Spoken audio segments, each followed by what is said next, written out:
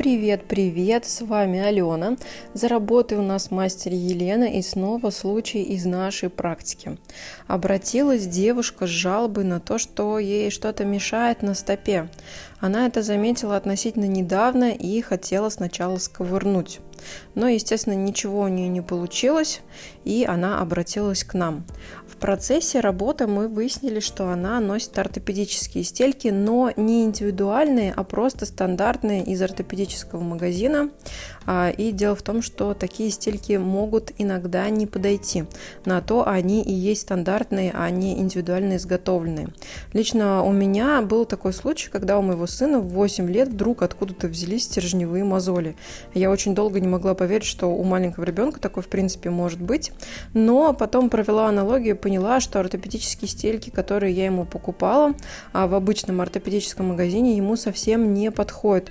Он еще жаловался на дискомфорт, но я всегда говорила ему, что это ничего, это так нужно, но на самом деле на то они и есть индивидуальные, потому что они учитывают особенности стопы человека. Иногда бывает, что вот купишь обычные и идет какое-то давление не на те части, могут появиться вот такие вот стержневые мозоли. Ну а мы, естественно, принялись за работу, и что нам нужно? Нам нужно банально их убрать. Для этого мы будем использовать кусачки, и Лена решила шикануть в этот раз и взяла кутикульные кусачки.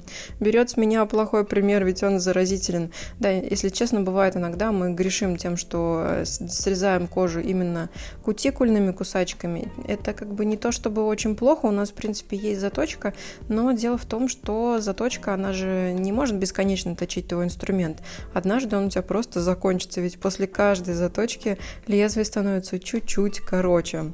Ну, в общем, что сделано, то сделано. Это из серии просьбы не повторять, и так делать не надо. Есть специальные кусачки, на которые я периодически оставляю ссылки. Вот в Инстаграме совсем недавно оставляла. И здесь также могу оставить ссылку на ниппоновские кусачки, которыми мы работаем. Они именно для работы по грубой коже и также для того, чтобы вырезать вросшие уголочки ногтей. Дело в том, что там немножко другая сталь, другая толщина стали, которая позволяет выполнять такие манипуляции. А кутикульные же кусачки, они очень тоненькие, и это означает, что они быстро будут тупиться от подобной работы. Ну, как говорится, тут дело личное каждого, кто как хочет, кто как может. Но я думаю, в случае с Леной просто, как всегда, она была в запаре в клиентах и просто схватила то, что попалось ей под руку. Ведь когда работаешь в салоне, иногда бывает, что нет того инструмента, к которому ты привык или который ты любишь, и берешь то, что есть. И настоящий профи сработает реально всем, чем угодно.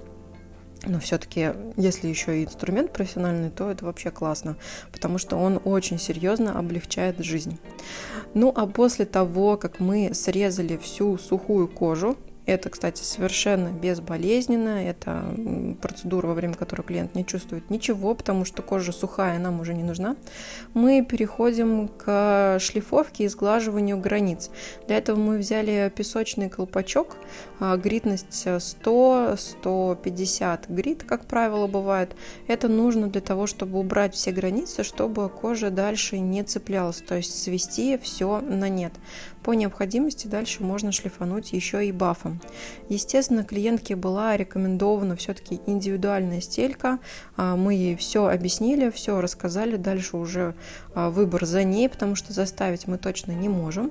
Но мы можем наложить биовоск и закрыть это специальным гидрогелевым пластырем таким. Его еще часто используют для татуировок, может быть, кто-то видел. Это такие, прозрачная пленочка, очень-очень тонкая, долго не отдирается, очень удобная. То есть ее клиент вообще не чувствует.